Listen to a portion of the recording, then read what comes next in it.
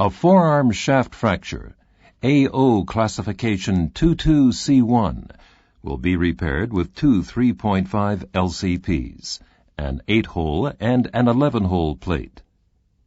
The radius has a simple fracture, while the ulna fracture pattern is complex. The simple radius fracture is to be stabilized in the conventional way, with an 8-hole 3.5 LCP applied as a compression plate with an interfragmentary lag screw, providing absolute stability. The complex ulna fracture will be repaired with an 11-hole 3.5 LCP, used as a bridging plate. The procedure follows the principles of the internal fixator and provides relative stability. The combination holes allow the same plate to be used for different techniques. For the conventional technique, standard 3.5 mm Cortex screws will be inserted in the dynamic compression part of the hole. Wide angulation of the screws is possible. For the bridging technique, bicortical self-tapping locking head screws will be inserted into the threaded part of the plate holes to provide angular stability.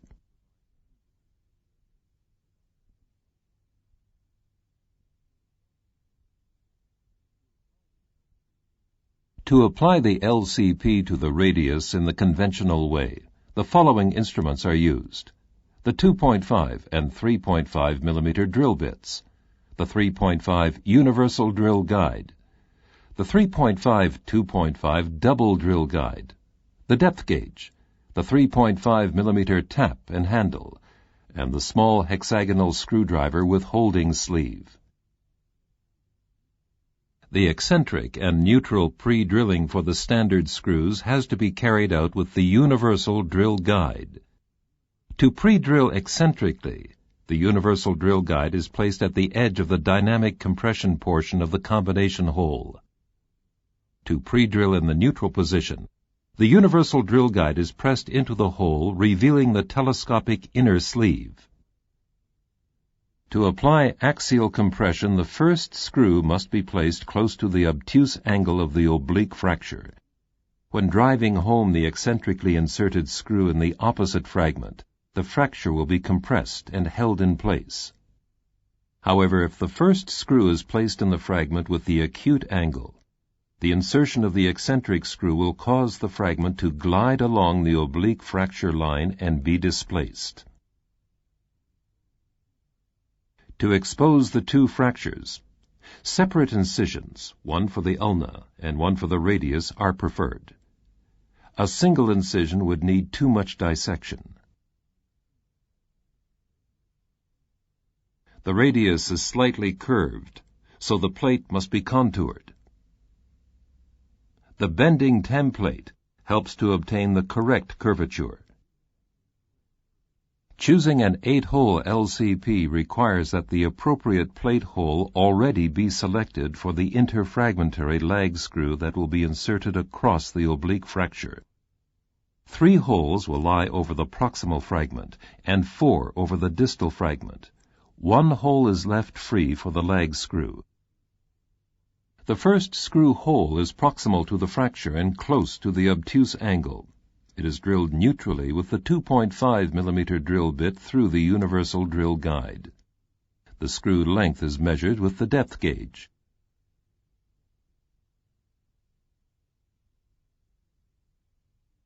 The thread is cut with the 3.5 mm tap and the appropriate sleeve.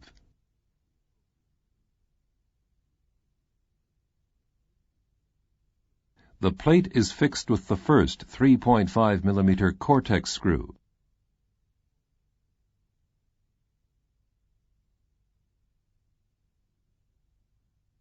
In the distal fragment, a second hole is drilled close to the fracture using the universal drill guide in the compression mode to place the screw eccentrically into the plate hole.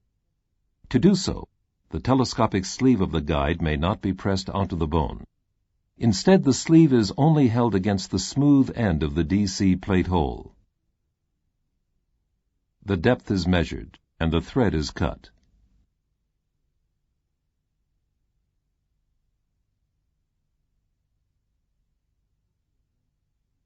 The appropriate length 3.5 mm screw is inserted. By driving the screw home, axial compression is created.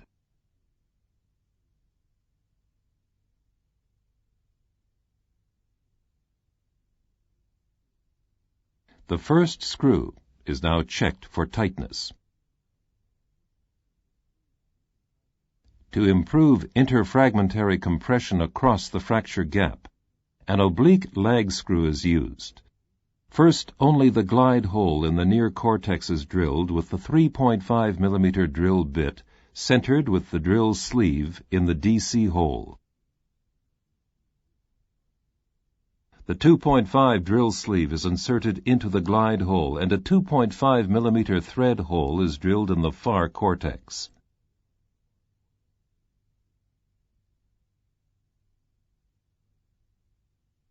The length is measured.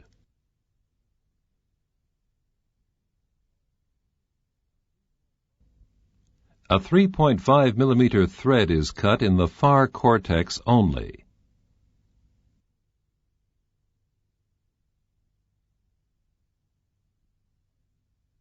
The 3.5 mm cortex screw is inserted. By tightening this screw, optimal compression of this simple oblique fracture is obtained, providing absolute stability. To supplement this fixation, another 3.5 mm cortex screw is added at either end of the plate. The 5 screws should provide sufficient stability in normal bone, although in the case of poor bone, all the plate holes, apart from the hole over the fracture, should be filled. The next step is the stabilization of the complex fracture of the ulna, using the bridging internal fixator technique with an 11-hole 3.5 LCP. The following instruments are needed: the toothed reduction forceps, the 2.8 mm LCP drill bit, 2 LCP drill sleeves, the depth gauge, the screwdriver's shaft, with the 1.5 Newton-meter torque limiter and its handle.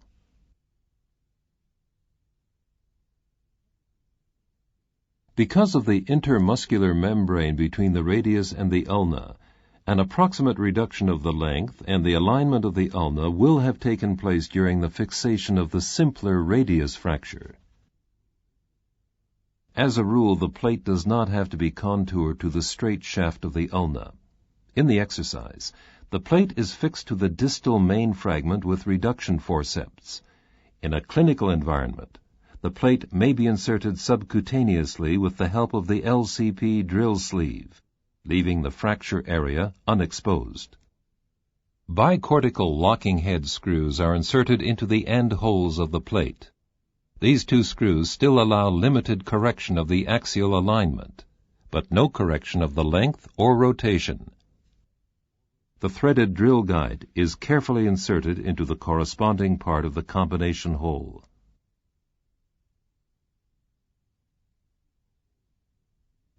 A hole is drilled using the 2.8 mm drill bit.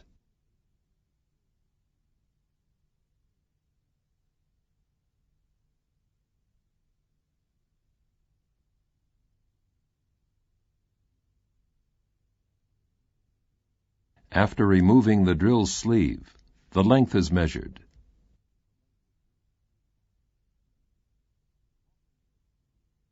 Locking head screws are best inserted with the torque-limiting screwdriver attached to the power drive.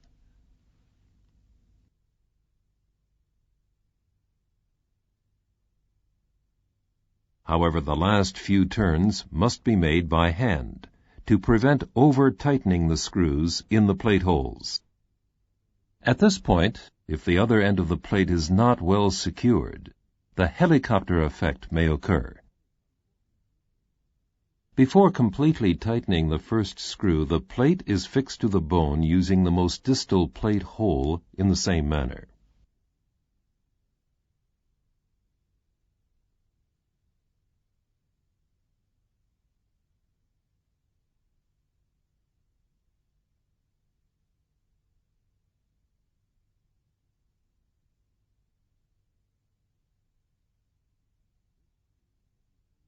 This screw may be fully tightened, which is signaled by a click.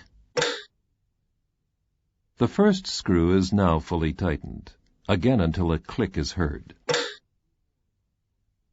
2 more bicortical locking head screws are inserted close to the fracture area in the same manner as before, with 2 screws in each fragment, leaving 1 hole empty between the 2.